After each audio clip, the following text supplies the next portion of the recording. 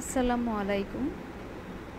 Masters শেষ বর্ষের শিক্ষার্থীদের স্বাগত জানাচ্ছি আজকের অনলাইন ক্লাসে। আশা করছি তোমরা সকলেই সুস্থ আছো, নিরাপদে আছো। সাথে আছি আমি সালমা জাহান রূপালী, প্রভাষক, ইসলামের ইতিহাস ও সংস্কৃতি বিভাগ, সরকারি বাংলা কলেজ। আমি তোমাদেরকে দক্ষিণ এশিয়ার মুসলমানদের ইতিহাস এই কোর্সটি পড়াচ্ছি। গত ক্লাসে আমি এই কোর্সের প্রথম অধ্যায় নিয়ে আলোচনা করেছিলাম, ইস্ট ইন্ডিয়া কোম্পানির পরিচয় নিয়ে এবং ইস্ট ইন্ডিয়া কোম্পানির দেওয়ানি লাভ, ভারতীয় উপমহাদেশে কীভাবে তাদের আগমন ঘটেছে সেই সকল সম্পর্কে আলোচনা করেছিলাম। আজকে একটি গুরুত্বপূর্ণ বিষয় নিয়ে আলোচনা করব, সেটি হচ্ছে ইস্ট ইন্ডিয়া কোম্পানির ভূমি রাজস্ব নীতি। বাংলার মুসলমানদের ওপর এই ইস্ট ইন্ডিয়া কোম্পানির ভূমি ব্যবস্থা নীতিটা কী প্রভাব ফেলেছিল এবং তাদের যে ভূমি নীতি চিরস্থায়ী বন্দোবস্ত ফাইনালি 1793 সাল পর্যন্ত তাদের ইস্ট ইন্ডিয়া কোম্পানির ভূমি ব্যবস্থা সম্পর্কে আজকের ক্লাসে তোমাদের সাথে আলোচনা করব। মূলত ইস্ট ইন্ডিয়া কোম্পানির শাসন প্রতিষ্ঠার মূল উদ্দেশ্য ছিল এদেশের আয় দিয়েই এই দেশে ব্যবসা করা এবং সেই আয়ের প্রধান উৎস ছিল ভূমি রাজস্ব। তাই মূলত ভূমি রাজস্বকে কেন্দ্র করেই শুরু হয় ইস্ট ইন্ডিয়া কোম্পানির শাসন। বাংলার দেওয়ানি লাভের পর থেকে তাদের মূল লক্ষ্য ছিল কোম্পানির আয় বৃদ্ধি করা এবং দেওয়ানিকে একটি লাভজনক ব্যবসায় পরিণত করা। এই লক্ষ্যে তারা 1765 সাল থেকে 1793 সালে চিরস্থায়ী বন্দোবস্ত প্রবর্তন পর্যন্ত ভূমি ব্যবস্থায় বিভিন্ন পরীক্ষা চালায় এবং পরিবর্তন নিয়ে আসে। আমরা এখন ইস্ট ইন্ডিয়া কোম্পানির গৃহীত ভূমির ব্যবস্থা নীতি সম্পর্কে আলোচনা করব। প্রথমেই দেওয়ানি যুগ, এই সম্পর্কে একটু আলোচনা করি। দেওয়ানি যুগটা ছিল 1765 থেকে 1772 মধ্যে। 1765 সালে East India company Bangla, Bihar ও উড়িষ্যার দেওয়ানি লাভ করলেও দেওয়ানি পরিচালনার কোনো অভিজ্ঞতা না থাকায় এর প্রকৃত ব্যবস্থাপনা ছিল মোহাম্মদ রেজা খান ও সীতার রায় নামক দেশীয় নায়েবদ্বয়ের হাতে।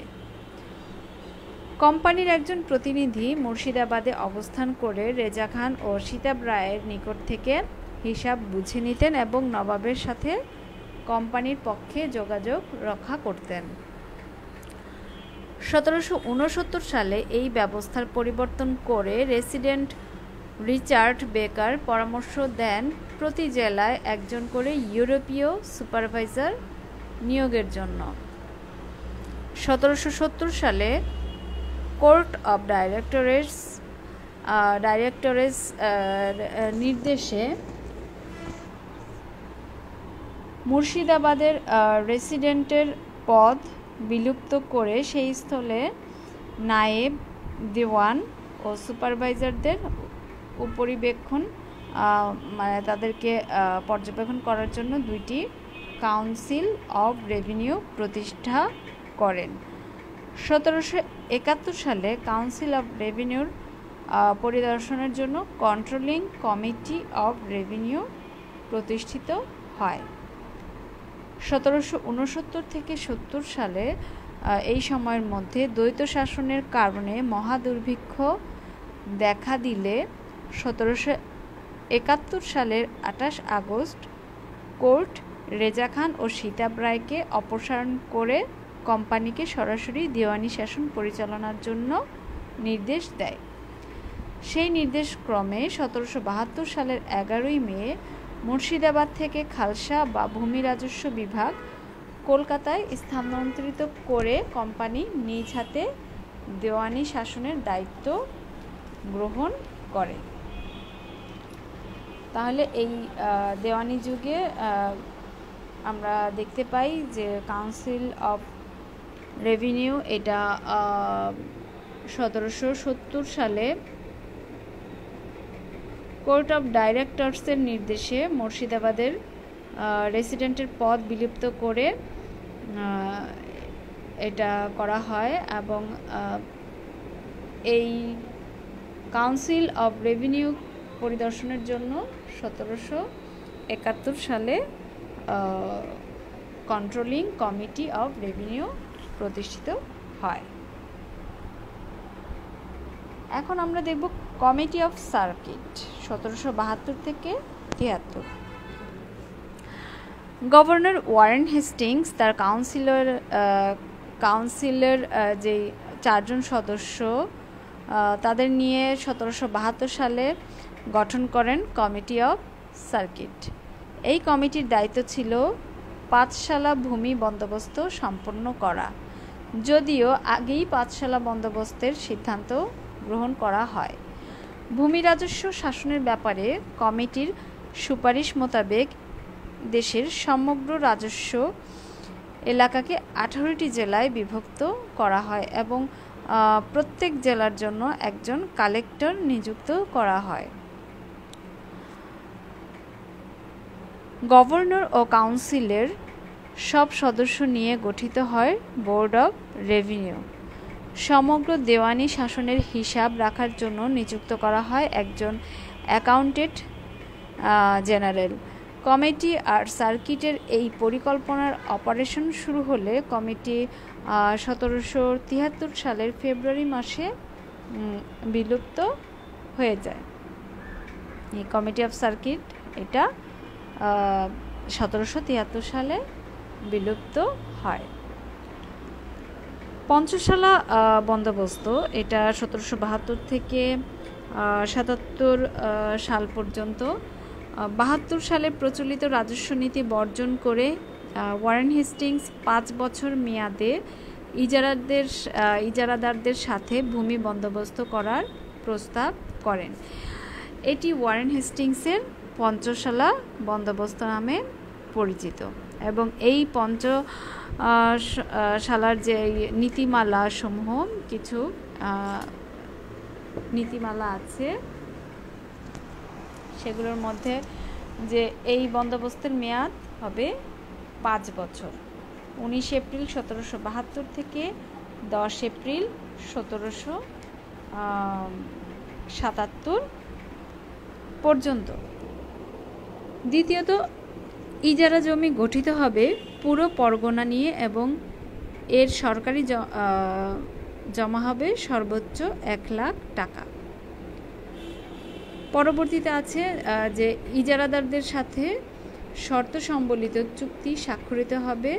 ইজারাদারও অনুরূপভাবে শর্তাদি উল্লেখ করে রায়তকে পাট্টা দেবে। পাট্টায় দখলীকৃত জমির পরিমাণ ও খাজনার হার উল্লিখিত থাকবে। পাট্টায় অনুল্লিখিত যেগুলো উল্লেখ থাকবে না, সমস্ত আবওয়াব বা বিবিধ কর আদায় অবৈধ হবে। পরবর্তীতে আছে যে নজর, সেলামি প্রভৃতি নিষিদ্ধ ঘোষণা করা হবে। 6 নম্বরে আছে জেলা কালেক্টর উক্ত সব নীতিমালা সর্বত্র ঘোষণা করবেন এবং ইজারা গ্রহণে আগ্রহী প্রার্থীদের থেকে নিলামে ডাক আহ্বান করবেন। কালেক্টর একটি পরগনা ওয়ারি হস্তবোধ বা স্টেটমেন্ট অফ ভ্যালুয়েশন তৈরি করে রাখবেন। ওই হস্তবোধের নিরিখেই কমিটি নিলাম পরিচালনা করবেন। তাহলে এই যে পঞ্চশালা নীতির যে কতগুলো বৈশিষ্ট্য, সেই বৈশিষ্ট্যগুলো তোমাদের কাছে আশা করছি ক্লিয়ার হয়েছে। এই 1772 থেকে 77 সাল পর্যন্ত এই 5 বছর মেয়াদি ওয়ারেন হেস্টিংসের যে নীতিমালা সেটা পঞ্চশালা বন্দোবস্ত নামে পরিচিত। পরবর্তীতে আছে এর মধ্যে তোমাদেরকে একটা জিনিস বলে দেই যে যেহেতু এখানে পাট্টা তোমাদের মধ্যে প্রশ্ন আসতে পারে, পাট্টা কি, কবুলিয়ত ও পাট্টা এই দুইটা জিনিস সম্পর্কে তোমাদের একটু ধারণা থাকা উচিত। যে কোম্পানি ইজারাদারদের সাথে শর্তাদি সংবলিত যে চুক্তি করে সেটা হচ্ছে কবুলিয়ত, আর ইজারাদারগণ অনুরূপভাবে শর্তাদি উল্লেখ করে রায়তকে যে চুক্তি প্রদান করে সেটা হচ্ছে পাট্টা। তবে পাট্টায় দখলীকৃত জমির পরিমাণ ও খাজনার হার উল্লেখ থাকতে হবে।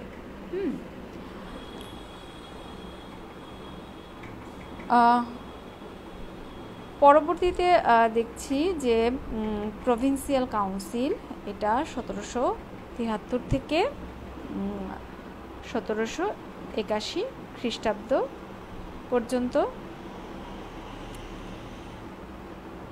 সুপারভাইজারদের ব্যক্তিগত ব্যবসা ও ক্ষমতার অপপ্রয়োগের ফলে মফস্বলে ত্রাসের রাজস্ব সৃষ্টি হয়, রাজস্ব বাকি বৃদ্ধি পায় এবং বৃদ্ধি পায় প্রশাসনিক ব্যয়। এই সব রিপোর্টের উপর ভিত্তি করে কোর্ট মফস্বল থেকে সমস্ত ইউরোপীয় অফিসার প্রত্যাহার করে দেশি আমলার মাধ্যমে রাজস্ব সংগ্রহের ব্যবস্থা গ্রহণ করার জন্য আদেশ দেয়। 1772 সালে পরিকল্পনা ছিল ক্ষমতা ও দায়িত্বের একটি বিকেন্দ্রিক ব্যবস্থা। ওই ব্যবস্থার মূল ছিল বোর্ড অফ রেভিনিউ ও জেলা কালেক্টর। 1773 সালের এই পরিকল্পনার উদ্দেশ্য ছিল ক্ষমতা কেন্দ্রীকরণ। নতুন ব্যবস্থার প্রধান বৈশিষ্ট্যগুলো ছিল জেলা থেকে কালেক্টর প্রত্যাহার করে সেখানে দেশীয় দিওয়ান নিয়োগ, দেওয়ান বা আমিল কর্তৃক মফস্বলে রাজস্ব সংগ্রহ, বোর্ড অফ রেভিনিউ বিলুপ্ত করে সেটার স্থলে কম ক্ষমতা সম্পন্ন 5 সদস্য বিশিষ্ট একটি কমিটি অফ রেভিনিউ গঠন, গভর্নর ও কাউন্সিলের সদস্যদেরকে চিফ করে দেশের 5টি প্রধান স্থানে 5টি প্রাদেশিক কাউন্সিল গঠন, চিফ ব্যতীত প্রাদেশিক কাউন্সিলের সদস্য সংখ্যা 5 জন হবে। আর প্রাদেশিক কাউন্সিলগুলোর নাম যথাক্রমে মুর্শিদাবাদ, বর্ধমান, দিনাজপুর, কলকাতা ও পাটনা কাউন্সিল।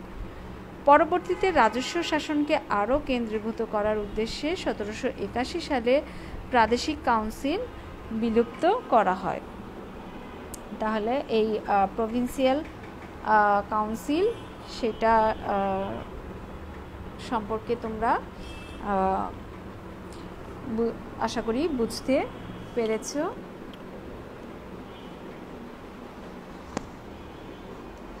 এখন আমরা দেখব আমিনি কমিশন। এটা 1776 সালের শেষের দিকে গভর্নর জেনারেল পরবর্তী ভূমি ব্যবস্থার নীতিমালা গ্রহণ করেন। উক্ত নীতিমালার প্রধান 2টা শর্ত ছিল: 1. জমিদারদের সাথে বন্দোবস্ত করা, 2. তথ্য সংগ্রহ করে রাজস্ব নির্ধারণ করা। ওয়ারেন হেস্টিংস 1776 সালের নভেম্বর মাসে 2 সদস্য বিশিষ্ট আমিনি কমিশন গঠন করেন। এই কমিশনের দায়িত্ব ছিল ইজারাদারদের কাগজপত্র, জমিদারি নথিপত্র, কানুনগ নথিপত্র, ব্যক্তিগত আলাপ আলোচনা ও তল্লাশির মাধ্যমে দেশের ভূসম্পদের উপর একটি বিস্তারিত জরিপ পরিচালনা করা এবং রায়তের ওপর অত্যাচার বন্ধপূর্বক একটি তথ্যভিত্তিক রিপোর্ট দেওয়া। গভর্নর ও কাউন্সিলের বিরোধের প্রেক্ষিতে কোর্ট অফ ডাইরেক্টরস এই কমিশন বাতিল করে দেয় এবং একটি স্থায়ী বন্দোবস্ত বা ব্যবস্থা গ্রহণের আদেশ দেয়। 1784 সালে পিটস ইন্ডিয়া অ্যাক্ট এর মাধ্যমে চিরস্থায়ী ব্যবস্থার বিধান করা হয়। এখন আমরা 10 সালা বন্দোবস্ত 1789 থেকে 90 সালের মধ্যে এই 10 সালা বন্দোবস্ত সম্পর্কে একটু আলোচনা করি। 1786 সালে কোর্ট অব ডাইরেক্টরসের নির্দেশনামায় বলা হয়েছিল চিরস্থায়ী বন্দোবস্তের উদ্দেশ্যে একটি স্বল্পমেয়াদী বন্দোবস্ত করা উচিত। সেই নির্দেশ অনুযায়ী গভর্নর জেনারেল ইন কাউন্সিল 1789 সালের 18 সেপ্টেম্বর বিহার প্রদেশের জন্য 10 সালা বন্দোবস্তের একটা প্রস্তাব করে। প্রস্তাবটি ছিল জমিদারদের সাথে 10 বছরের জন্য বন্দোবস্ত করা হোক এবং নোটিশ জারি করা হোক, যে কোর্ট অব ডাইরেক্টরস কর্তৃক অনুমোদিত হলে তা চিরস্থায়ী বলে গণ্য হবে এবং 10 বছর অতিক্রান্ত হবার পর বন্দোবস্তে কোনো রকম রদবদল করা হবে না। তারপর বিবেচনা করা হয় বাংলার বন্দোবস্ত। 1790 সালের 10ই ফেব্রুয়ারি ঘোষণা করা হয় বাংলা 10 সালা বন্দোবস্ত। প্রস্তাবে বলা হয় বাংলা সন 1197 সনের 1 বৈশাখ থেকে 10 বছরের জন্য জমিদারদের সাথে ভূমি বন্দোবস্ত করা হোক। বন্দোবস্তের নাম হবে করার জমা 10 সালা। এটা এই বেঙ্গল রেভিনিউ কনসালটেশন গ্রন্থে আছে।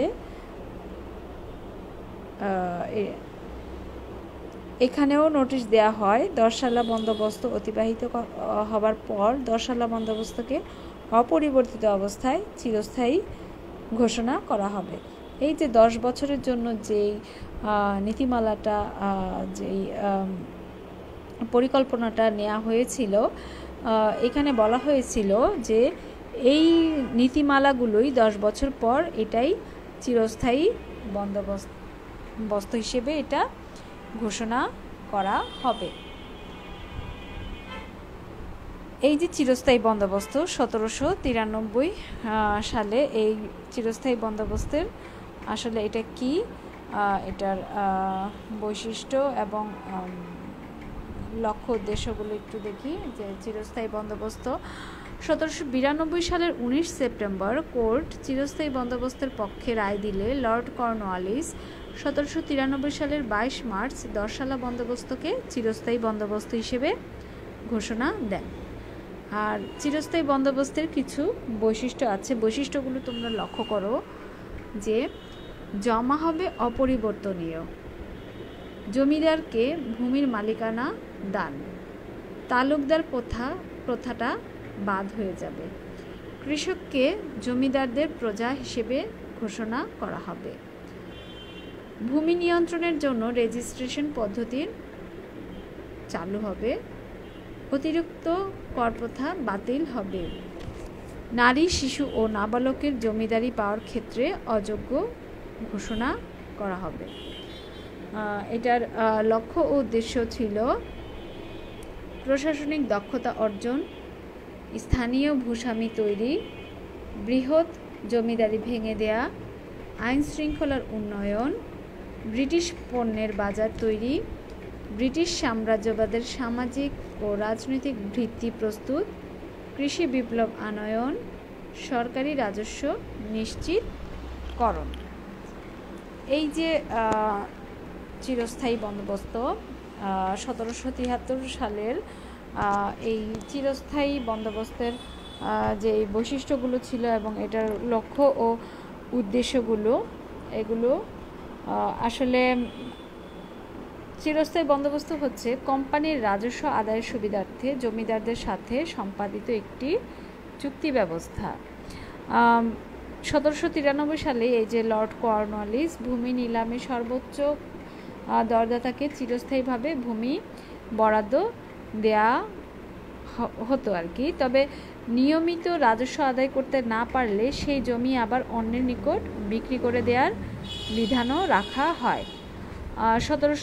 আমরা একটু আগেই আলোচনা করেছি যে 1765 সালে ইস্ট ইন্ডিয়া কোম্পানির দ্বৈত শাসনের ব্যর্থতা, 5 সালা বন্দোবস্ত, 1 সালা বন্দোবস্তের ব্যর্থতার পর নতুন একটি সামগ্রিক ব্যবস্থা প্রণয়নের পক্ষে জনমত গড়ে উঠলে ব্রিটিশ ডাইরেক্টর কাউন্সিল কর্নওয়ালিসকে ভারতের লর্ড করে পাঠালে তিনি এখানে এসেই রাজস্ব ব্যবস্থায় বড় পরিবর্তন নিয়ে আসতে সক্ষম হন। তবে এই ব্যবস্থা প্রণয়নে অর্থনৈতিক ও রাজস্ব কার্যকর্তাগণের ব্যাপক অবদানও আমরা দেখি।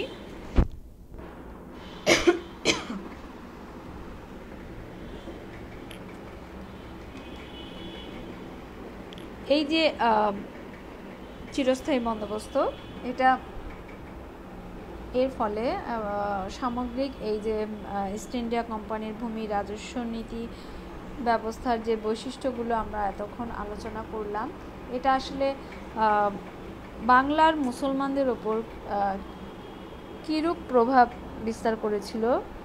সর্বোপরি ফাইনাল যেই প্রকল্পটা সেটা ছিল আসলে চিরস্থায়ী বন্দোবস্ত, এটা বাংলার মুসলমানদের ওপর কী প্রভাব পড়েছিল আমরা এটা একটু দেখি। যে চিরস্থায়ী বন্দোবস্তের প্রভাবটা, যে